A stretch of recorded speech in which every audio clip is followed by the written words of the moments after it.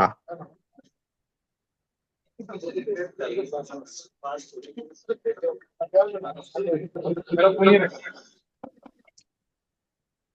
પ્રકૃતિને સુખરૂપ કરવા માતાજીની કરવી ભક્તિ,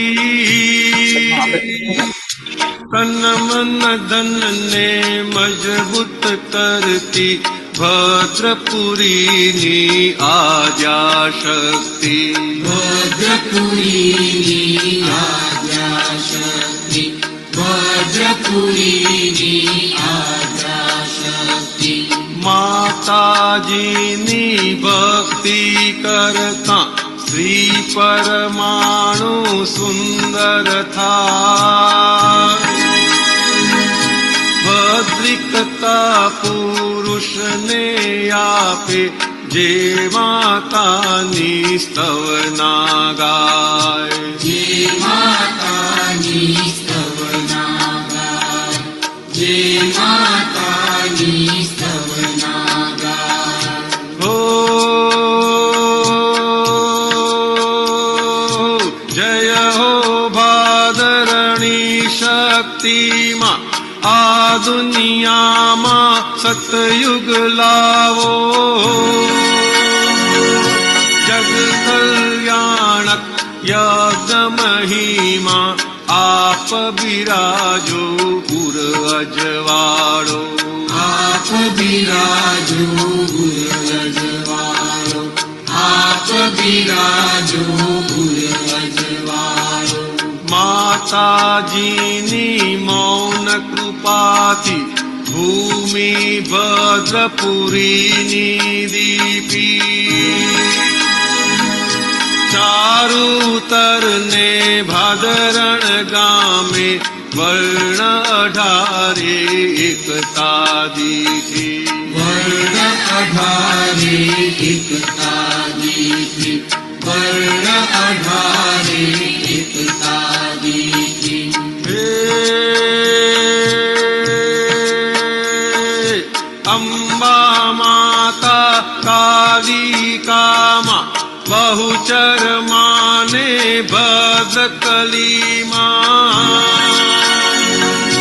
લક્ષ્મીજીને સરસ્વતીમાં વ્યક્ત કરાવો આત્મીયતા, વ્યક્ત કરાવો આત્મીયતા, વ્યક્ત કરાવો આત્મીયતા.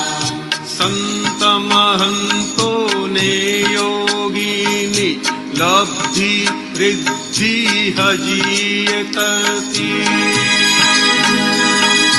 પુણ્યાત્માની પકૌણી ભૂમે અંબાલાલની પ્રગતિ મૂર્તિ, અંબાલાલની પ્રગતિ મૂર્તિ, અંબાલાલની પ્રગતિ મૂર્તિ.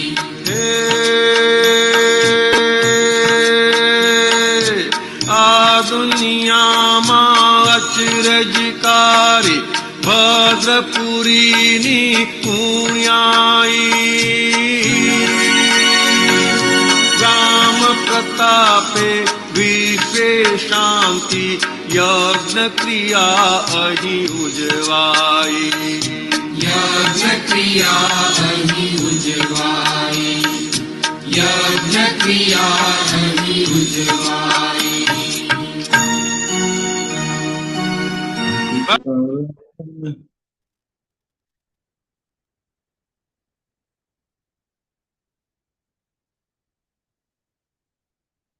હસમુખ આનંદજી હા, વાત કર. જયચંદ.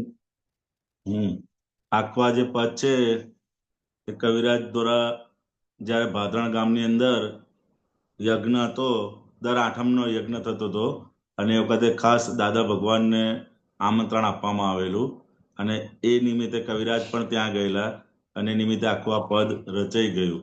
સમજે ને કે માતાજીની ભક્તિ કરતા સ્ત્રી પરમાણુ સુંદર થાય, ભદ્રિકતા પૌરુષને આપે જે માતાની સ્તવના ગાય.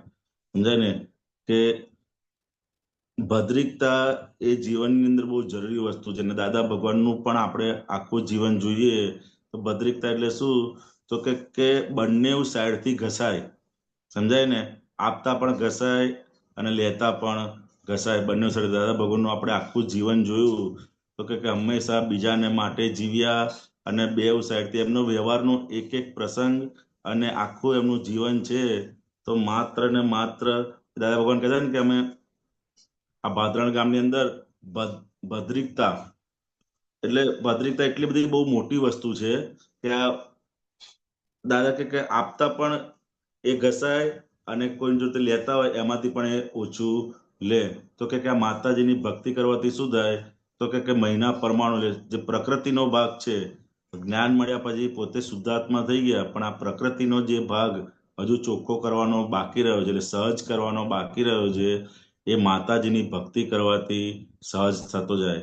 દાદા ભગવાન તો ત્યાં સુધી કહેતા હતા કે તમે 6 મહિના સુધી સામાયિક કરો અને 1 કલાક જો માતાજીના ગરબા કરો ને તો એ બેવનું ફળ તમને સરખું મળે કે સમજાય. એટલી બધી ગરબા કરવાથી પણ આ પ્રકૃતિ એટલી બધી સહજ થતી જાય છે. પણ એનો આશય જે છે એ આશય પકડવાની જરૂર છે, સમજાય ને? કયા આશયથી આપણે કરીએ છીએ તો કે એની એક એક વસ્તુની અંદર બધું સાયન્સ આખું મૂકેલું છે માતાજીની ભક્તિ પર, કે કેમ કરીને આ પ્રકૃતિ જે અહંકારે કરી અને પેલી અક્કડ થઈ ગઈ છે એ સહજ થશે તો જ એ મોક્ષ માર્ગને માટે લાયક બનશે. માટે ખાસ આ ભક્તિ માટેનો દાદા ભગવાન પણ કહેતા હતા કે દરેક જે પણ માતાજી છે એ દરેકની શક્તિઓ આવતા આપણે પણ પ્રકૃતિ આપણી સહજ થતી જશે. જય સચ્ચિદાનંદ.